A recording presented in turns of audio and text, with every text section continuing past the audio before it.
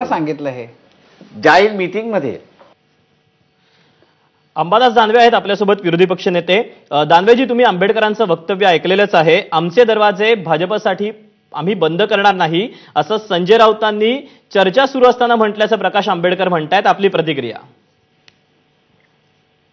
मला असं वाटतं आता हे सगळं विषय संपलेला आहे। बाळासाहेब आंबेडकर स्वतंत्रपणे लढतायत आणि आज संजय राऊतांवर जे कोणी सगळे लोक भारतीय जनता पार्टी संजय राऊतांवरच अटॅक करत असते, सगळ्या भूमिका संजय राऊत मांडत लोकांनी एक भारतीय जनता विषयी कामदार म्हणून सातत्यानं त्यांच्यावर टीका टिप्पणी केली। आता अशी व्यक्ती, असा नेता किंवा आपण एवढा लढा देतोय भारतीय जनता पार्टीच्या विरोधात, नरेंद्र मोदींच्या विरोधात, या सगळ्याच्या विरोधात, अशा वेळी मला असं वाटतं कागदाला काय अर्थ राहतो। परवाच आपण सगळं ऐकलं असेल, नरेंद्र मोदी स्वतः म्हटले की शिवसेनेला त्यांनी तसं आवाहन केलं, परंतु या सगळ्या गोष्टी पंतप्रधानाच्या गोष्टीला काय पद्धतीनं शिवसेनेनं उत्तर दिलं आपल्याला चांगल्या पद्धतीनं माहिती आहे।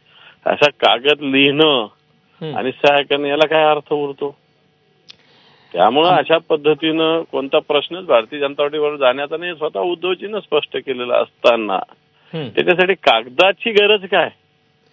त्यांचं म्हणणं असं होतं दानवेजी की भाजपसोबत चर्चेची दारं बंद करणार नाही अशी भूमिका राऊतांची होती, जे की महाविकास आघाडीसोबत वंचितची चर्चा सुरू होती आणि त्या दरम्यानचा हा त्यांचा गौप्यस्फोट आहे। मला वाटतं या म्हणण्याला कोणत्याही प्रकारचा अर्थ नाहीये। अशा प्रकारच्या दारं उघडी आहे आणि बंद आहे या म्हणण्याला काही अर्थ नाही। ती चर्चा फक्त आपली महाविकास आघाडीची अलायन्सची होती आणि महाविकास आघाडी एकत्रितपणे राहिली पाहिजे ही भूमिका सातत्यानं उद्धवजी ठाकरे साहेबांनी आणि संजय राऊत साहेबांनी घेतलेली। आपण सगळं बघता, सगळा महाराष्ट्र बघतो, देश बघतो, त्याच्याविषयी वेगळं काही प्रकाश आंबेडकरांच्या सर्टिफिकेटची गरज आम्हालाही नाही, राऊत साहेबांनाही नाही। दानवेजी, धन्यवाद आपल्या या सविस्तर प्रतिक्रियेबद्दल। तेव्हा प्रकाश आंबेडकरांच्या बोलण्यामध्ये तथ्य नसल्याचं अंबादास दानवे यांनी म्हटलेलं आहे। तिथे नाशिक दौऱ्यावर आलेल्या मुख्यमंत्री एकनाथ शिंदे यांच्या बॅगांची तपासणी करण्यात आली। हेलिकॉप्टर